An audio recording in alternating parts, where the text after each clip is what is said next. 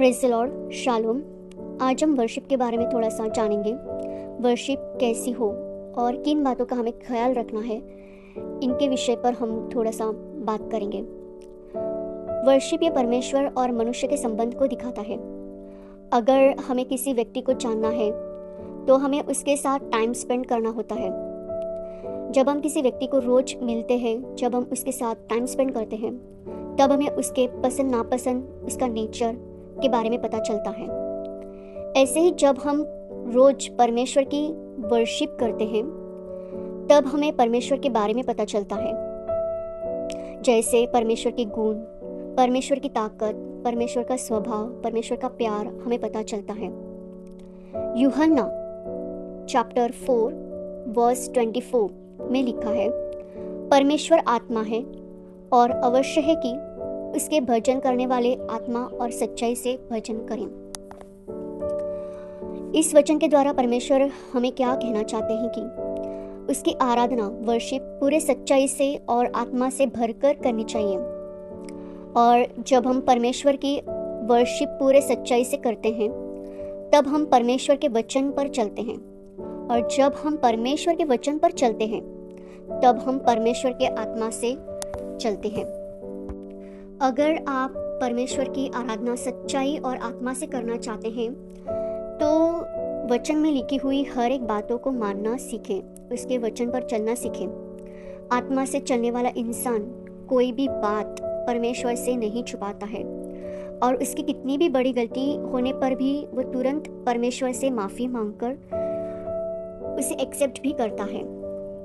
Worship का मतलब है खुदा के सामने खुद को सरेंडर करना, पूरी तरह से खुद को सरेंडर करना। वर्शिप का मतलब है होली स्पिरिट से भरना, होली स्पिरिट और एंजल्स के साथ एक मन होकर खुदा की महिमा करना होता है।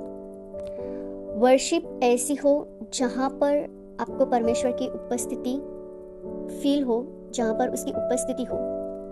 वर्शिप करने से होली स्पिरिट की प्रेजेंस उतरती है और हम उस प्रेजेंस को फील भी कर सकते हैं। वर्शिप के द्वारा हमारे बंधन टूटते हैं, जो फैमिली कर्स होते हैं, जो हमारे खुद के पर्सनल जो प्रॉब्लम्स होते हैं, जो बंधन होते हैं, फैमिली के जो बंधन होते हैं, वो टूट जाते हैं। जो हमें कोई भी बीमारी है, उस वर्शिप के द्वारा भी हमें चंगाई मिलती है। और सबसे इम्पोर्टेंट है कि हमारा जो परमेश्वर के साथ एक स्ट्रॉन्ग रिलेशनशिप बन जाता है। वर्शिप जो है परमेश्वर की आत्मा को अट्रैक्ट करती है। जैसे दो मैग्नेट एक दूसरे से जुड़ जाते हैं, तब हम उन्हें अलग नहीं कर पाते हैं। उनके बीच का जो डिस्टेंस है वो ख़त्म हो जाता है। वैसे ही दो रूहों के बीच जो डिस्टेंस है, जैसे हमारे और परमेश्वर का रूह, हमारे दोनों के बीच जो डिस्टेंस है वो डिस्टेंस ख़त्म हो जाता है। जब हम परमेश्वर की आत्मा के साथ एक हो जाते हैं, तब हम परमेश्वर के प्यार और उसके उपस्थिति से भर जाते हैं। फिर हमें परमेश्वर के प्यार और उपस्थिति से दुनिया की कोई भी चीज़ और कोई भी इंसान हमें दूर नहीं कर सकता है। लेकिन अगर आप परमेश्वर से ये सब आशीष पाना चाहते हैं, तो आपको पहले अपने पापों की क्षमा मांगनी होगी। आपके मन में किसी के लिए भी किसी भी प्रकार की कोई भी कड़वाहट न हो, उन्हें क्षमा करें, उनके लिए प्रार्थना करें, सारी बातों को प्रभु के सामने सरेंडर करें। बिना माफ़ी मांगे आपकी वर्शिप सिर्फ नाम की वर्शिप होगी और आपको परमेश्वर की उपस्थिति फील नहीं होगी। इसीलिए बिना माफ़ी मांगे वर्शिप ना करें।